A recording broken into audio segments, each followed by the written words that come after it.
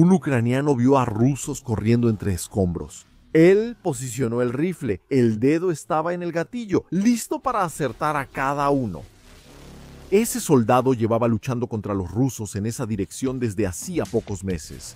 Su brigada estaba ahí para ataques directos y para recuperar lo que Moscú había conquistado.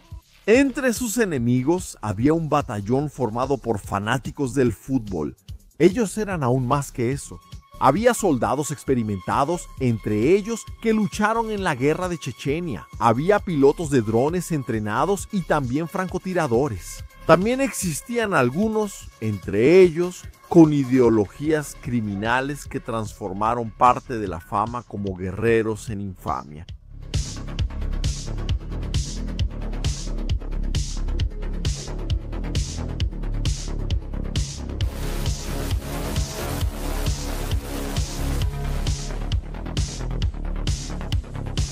Esta historia involucra hombres, situaciones e ideologías extremas.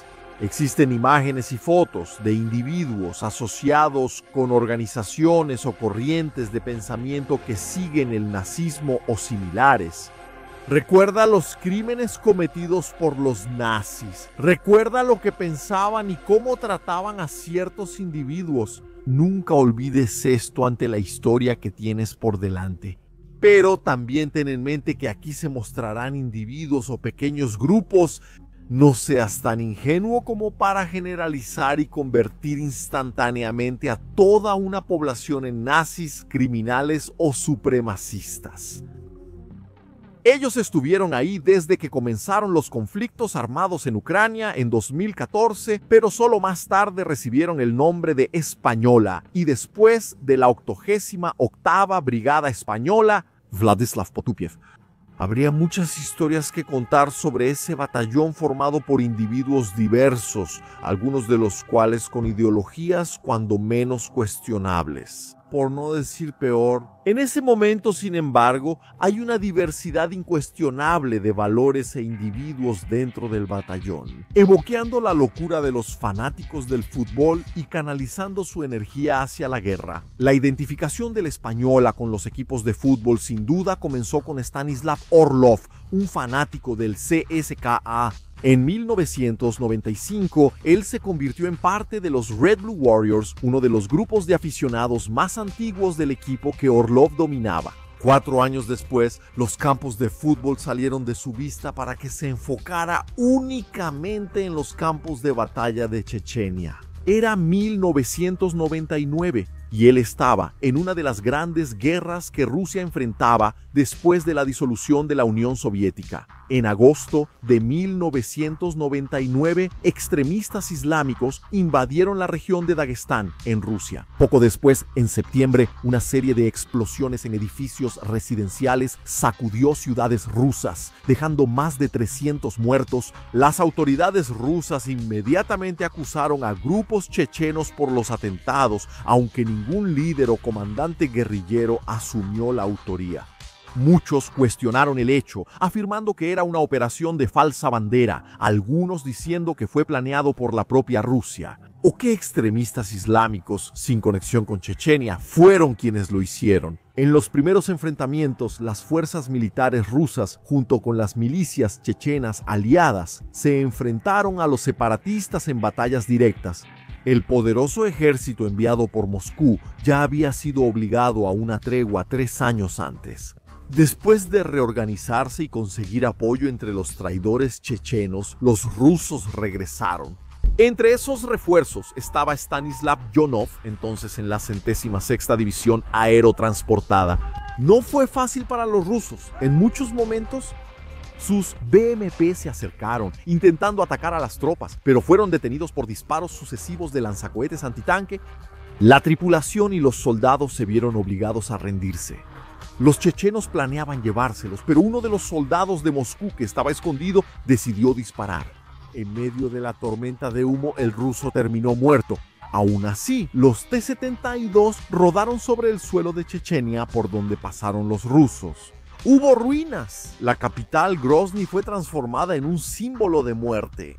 Después de un largo asedio durante el invierno, que se extendió de diciembre de 1999 a febrero de 2000, las tropas prorrusas lograron tomar el control total de la capital chechena. Orlov sobrevivió. La forja de la guerra dio más fuerza al acero del alma y afiló la hoja del espíritu de batalla. En 2014, a los 33 años, y aparentemente ya con el apodo de español, fue a Donetsk para unirse a los combates contra los ucranianos. Su motivación, según sus propias palabras, era defender a sus parientes en la ciudad de Snezhnoi. Decía también que uno de sus parientes había muerto debido a un bombardeo ucraniano en la ciudad de Gorlovka. Las hostilidades ya habían comenzado cuando Orlov llegó. El alma forjada en la guerra lo hizo ascender rápidamente en las filas. Y en 2015 era líder de la compañía de reconocimiento Skull and Bones. En esa época tuvo contacto con Alexander Khodakovsk, el comandante de la formación Vostok, grupo que ayudaría a gestar el embrión del español. Salió del Donbass en 2016 después de que las batallas disminuyeron. Dejó la guerra, pero la guerra lo siguió. Los rumores dicen que el espíritu de batalla, fiel aliado de Orlov, necesitaba seguir cortando. La sombra del español fue reportada en Montenegro. Habría llegado al país el 30 de septiembre de 2016. La fiscalía montenegrina afirmó que los terroristas planearon asesinar al primer ministro el 16 de octubre del mismo año. El plan falló y los montenegrinos acusaron a los rusos de haber planeado todo. La complejidad de la operación sugirió una conexión con el Dirección Principal de Inteligencia, la inteligencia militar rusa responsable de misiones de este tipo. El nombre de Orlov volvió a aparecer con fuerza, no como un rumor o una sombra, cuando empezó a reclutar aficionados al fútbol al inicio de la invasión de Ucrania en 2022. El español comenzó en ese momento. Aún bajo los auspicios del batallón Vostok, los fanáticos del fútbol comenzaron sus primeras batallas. Durante los combates en Mariupol,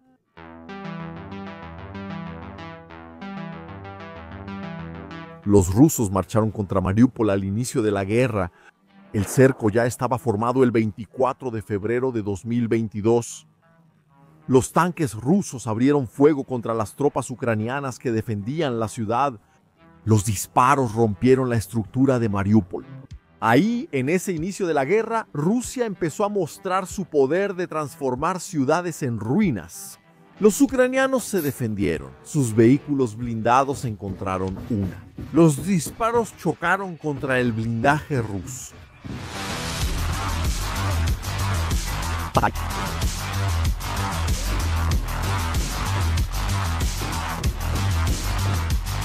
El batallón Azov lanzó sus morteros contra las columnas enemigas. Las explosiones de los blindados y el hedor de la carne de los rusos dejaron a los soldados de Moscú aún más enfurecidos. Azov era uno de los símbolos de Rusia para la invasión de Ucrania. No era para menos, fue una de las fuerzas fundamentales para la recuperación de Mariupol años antes. Además, la presencia de elementos nazis y también los crímenes de guerra cometidos en esa época sirvieron perfectamente a los rusos como una bandera para la guerra, exacerbando la influencia de Azov al transformarlo en un monstruo nazi que creó el régimen opresor de Kiev y que cazaba a los rusos que solo querían salvar al mundo. Los soldados de Española estaban ahí. Ellos participaron en el asedio de la ciudad, uno de los puntos estratégicos en la lucha por el Donbass. Sus hombres caminaron por la ciudad destruida, presenciando uno de los momentos fundamentales de la historia del conflicto en Ucrania. La presión fue fuerte, cercando al batallón Azov, la última fuente de resistencia en el complejo siderúrgico Azovstal. La batalla de Mariupol concluyó en mayo de 2022. Con la rendición de estas últimas fuerzas, el español dejó su huella en Mariupol. Algunos de los suyos incluso se quedaron en la ciudad destruida, un lugar donde se estimó la muerte de al menos 25,000 civiles. Una de esas figuras fue el estadounidense Ted Boy Gregg, un barbero que se fue a Rusia. Según él mismo, vivir una vida conservadora, lejos de los valores liberales de Occidente, diciendo que tiene alma rusa. También afirmó haber recibido un premio por su contribución o victoria sobre los nazis ucranianos. Antes de ir a Rusia, Ted formó parte de los Hammerskins, un grupo de supremacía blanca formado en 1988 en Dallas, Texas. Los Hammerskins estaban vinculados a la discográfica 9% Productions. Idealizaban a quienes consideraban guerreros históricos para la raza aria como los vikingos y los nazis. Esos absurdos formaban parte de las creencias de Ted. No es de extrañar que en una de sus publicaciones el estadounidense afirmara que estaba luchando por Rusia para asegurarse de tener hijos blancos. Él se convirtió en uno de los puntos para recolectar suministros para la Española. El grupo paramilitar se estaba organizando cada vez más. El éxito en diferentes zonas de combate aumentó su fama. El contacto con los ultras y hooligans de los clubes de fútbol rusos sirvió para más reclutamientos para la guerra. Mahmoud fue uno de sus siguientes premios. Puntos de parada.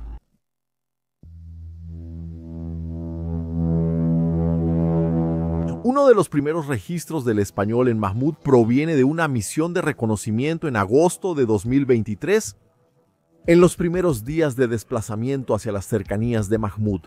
Las tropas del grupo paramilitar demostraron eficiencia operativa al neutralizar a 2 equipos de mortero, destruir un sistema móvil de guerra electrónica y eliminar a un grupo especializado de operadores de drones de las fuerzas ucranianas. En ese momento mucho había cambiado en la guerra.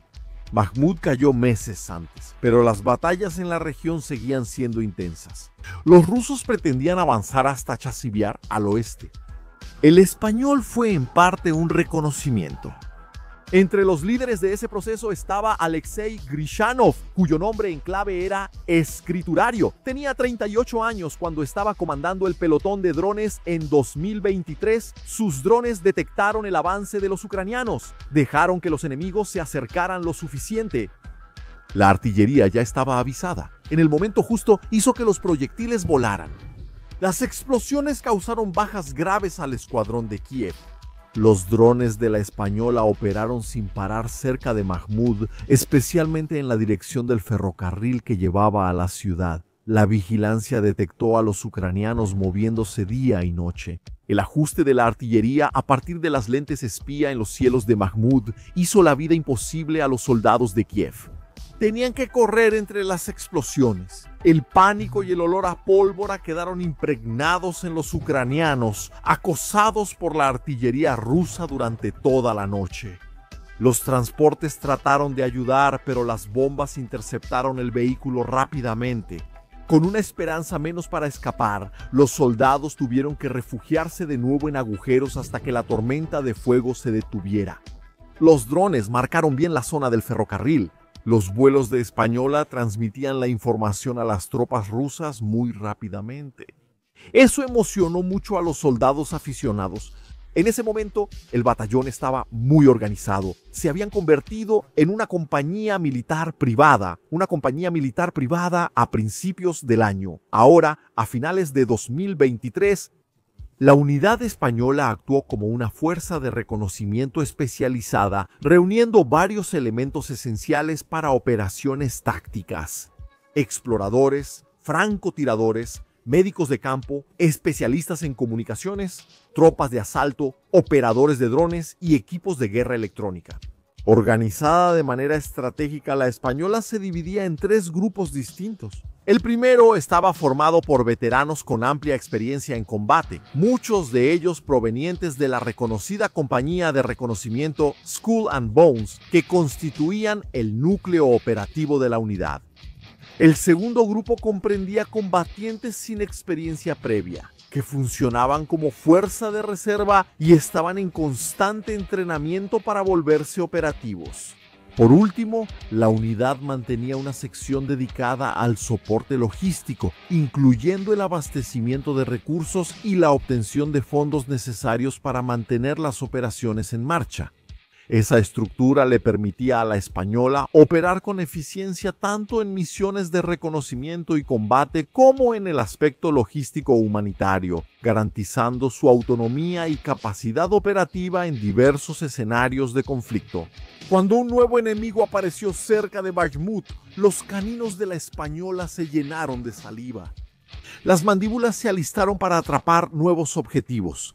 El transporte de infantería fue recibido con artillería pesada y con drones. Los soldados intentaron salir para el combate, pero el fuego denso de los osos acabó con su formación. La artillería siguió marcando la tierra. Los heridos tuvieron que ser retirados rápidamente. El transporte retrocedió en medio de las explosiones.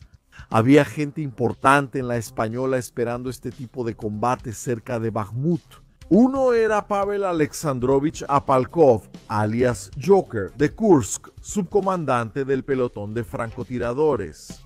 Los tiradores del grupo estaban bien entrenados. Su objetivo era acercarse lo suficiente a las defensas ucranianas para conseguir la mira perfecta.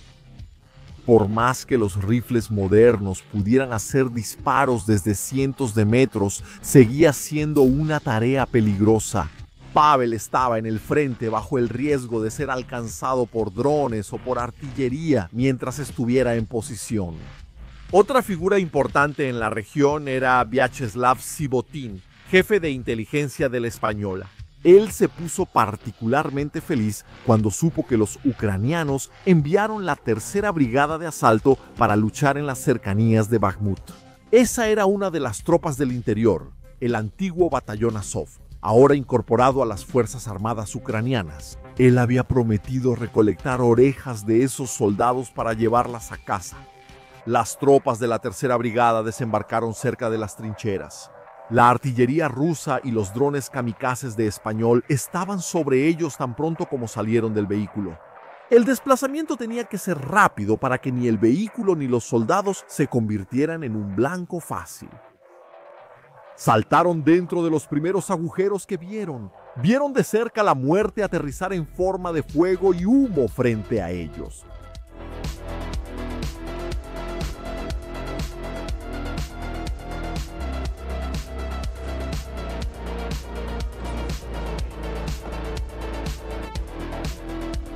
El agujero donde se escondieron apestaba a sudor, tierra y pólvora. Los kamikazes de Española explotaron varias veces sobre ellos. El polvo saturó el aire. Uno de los soldados se arriesgó a salir para disparar contra los drones. El rifle disparó sus ofensas hasta lograr alcanzar una de las amenazas. El sonido de la caída vino poco después, señalado por la explosión. La tercera brigada estaba formada por tropas de asalto. Ellos continuaron con un ataque contra las trincheras rusas. Sus hombres lanzaron granadas bajo cobertura. Los rifles vaciaron los cargadores contra los agujeros rusos. La aprensión de los soldados ucranianos era grande, pues en cualquier momento más drones podrían caer sobre ellos. Los disparos de los soldados de Kiev chocaron contra los rusos. Los escondites de los enemigos se llenaron de humo.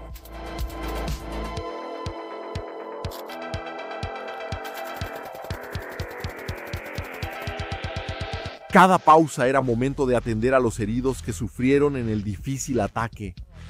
Los kamikazes de la tercera brigada cayeron sobre los rusos. Los soldados de Moscú se movieron para intentar protegerse mejor. Los drones de observación analizaron el movimiento y pasaron el mensaje a un soldado valiente, o tal vez enloquecido, que decidió correr hacia los agujeros donde los enemigos se escondían al lado de la carretera. Explosivo, huyó. El fuego giró por el escondite, liberando su energía contra los cuerpos de los rusos. Los sobrevivientes salieron rápido de la posición. Uno de ellos, probablemente bajo el efecto de una conmoción, corrió hacia el lado equivocado. El mismo ucraniano encontró el nuevo escondite, ahora con un explosivo más potente, que no le dio oportunidad a nadie de sobrevivir. Los escombros de las casas sirvieron como protección en los avances alrededor del ferrocarril y de las carreteras. Los ucranianos pasaron cerca de los agujeros, lanzaron las granadas bajo la cobertura de sus compañeros. Después de la explosión, las ametralladoras apuntaron hacia adentro, aprovechándose de los osos aturdidos o que aún estaban reaccionando para protegerse. La caminata continuó después de cada agujero explotado. Había más adelante. Los osos se escondieron entre los escombros en una aldea destruida. La precaución de buscar cobertura precedió a cualquier pensamiento antes de avanzar. Al encontrar un punto seguro, era posible apuntar contra las posiciones enemigas. A veces era necesario esperar hasta que un grupo acorralado o más desesperado finalmente se moviera. Algunos de ellos quedaron bajo la mira del ucraniano. Los más rápidos tuvieron la suerte de escapar de los disparos, pero el penúltimo enfrentó las balas. Se le clavaron en la espalda. El último sufrió cuando 3 disparos alcanzaron su carne. Intentó agacharse, pero los aguijones de hierro encontraron su sangre. La artillería y los drones interrumpieron el trabajo de la tercera brigada, obligándolos a retroceder. Una columna de la 83ª Brigada de Infantería de Marina de Rusia, con el apoyo de Española, avanzó contra una de las áreas. Bajo la responsabilidad de la Tercera Brigada de Asalto de Ucrania, había al menos 3 tanques T-90M, uno de los orgullos de Rusia. Los hombres de Española apoyaron con el reconocimiento. Alexei Grishanov estaba ahí. Con su pelotón de drones, logró romper los sistemas de guerra electrónica del enemigo bajo intenso fuego de artillería. De esa manera, Grishanov determinó la ubicación de las fuerzas adversarias.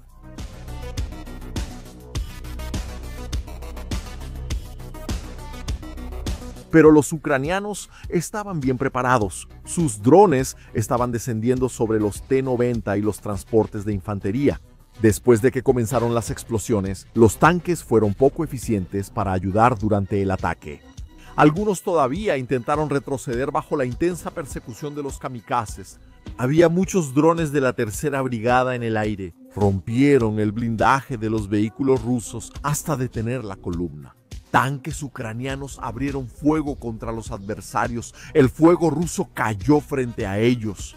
La tripulación se mantuvo fría, lanzando su propio tormento hacia los enemigos. Los ataques empezaron a lanzar munición contra las fuerzas enviadas por Moscú, entre ellas gente de Española. La munición fue reabastecida constantemente para continuar el fuego.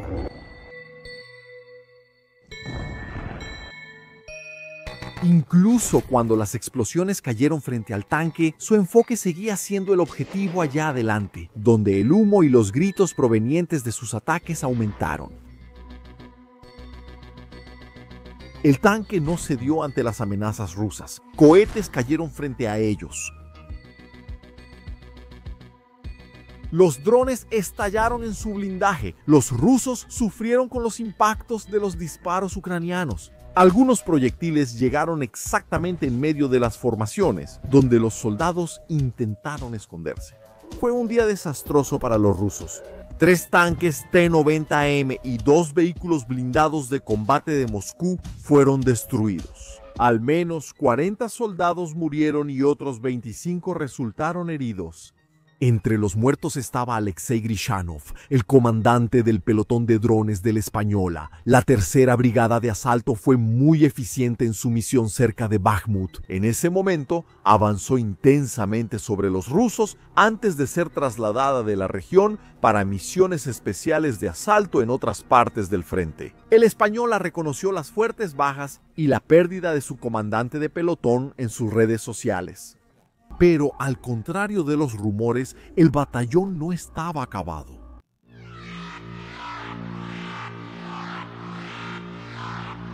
Después de la caída de Bakhmut, uno de los enfoques de Rusia era Chasiv. Pavel Apalkov, del pelotón de francotiradores, y Vyacheslav Stivokin, jefe de inteligencia, aún estaban en el frente. Las fuerzas de la Española aumentaron en fama. El estatus de brigada surgió con el aumento de la importancia, del número de soldados y del éxito en combate. Recibió el nombre de 88ª Brigada de Voluntarios de Española. El nombre generó cierta desconfianza, ya que el 8 generalmente era un código usado por neonazis. Al final, la octava letra del alfabeto es la letra H, y con 2H se iniciaba el saludo entre los nazis en homenaje a su líder. Podría ser un número hasta normal, sin la paranoia de acusar a todos de nazis. Pero luchando en esos días, cerca de Chasiviar, también estaba Mikhail Turkanov. Él mostró sin ninguna vergüenza sus tatuajes con esvásticas y otros símbolos en referencia al nazismo. Incluso tenía fotos con otro neonazi notorio, Alexei Milchakov, del batallón Rusik. Debido a su presencia en redes sociales, podría parecer solo alguien buscando atención. Sin embargo, su historial era el de alguien que se metió de lleno en la guerra y la hizo parte de su vida. En las artes marciales mixtas y como líder de la temida barra brava del Zenit, Turkanov transformó su fama de brutalidad en una nueva carrera. Soldado e ícono de propaganda rusa. En el campo de batalla dejó su huella en los frentes más sangrientos de Ucrania. Fue herido en Bakhmut, la picadora de carne de la guerra, y nuevamente en Zaporilla.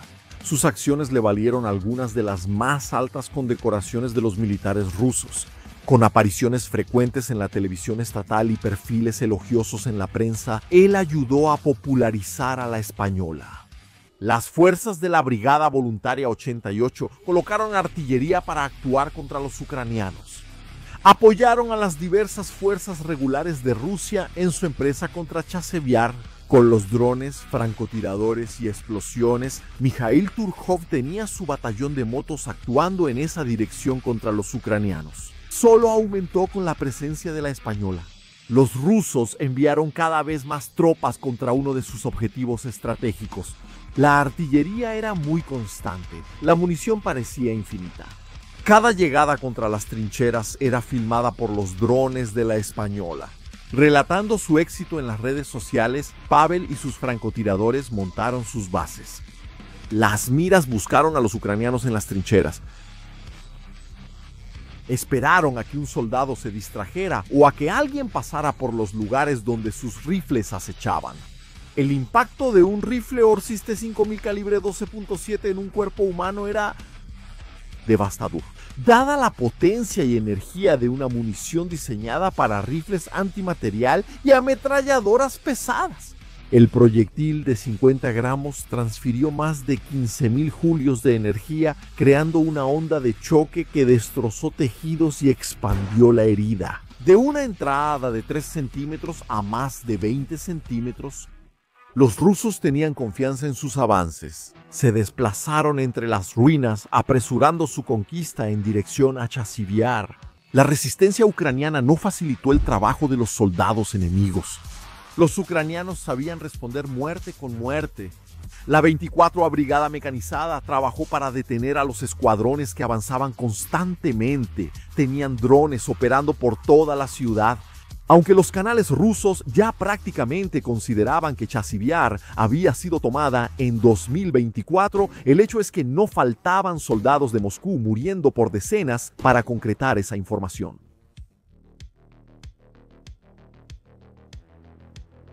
La 56, a Brigada Motorizada, también aumentó las bajas rusas tanto como pudo. Sus soldados se acercaron a los rusos escondidos y dejaron las granadas junto a ellos. Desesperados, los hombres se apretujaron contra el suelo, tratando de recibir el menor impacto posible.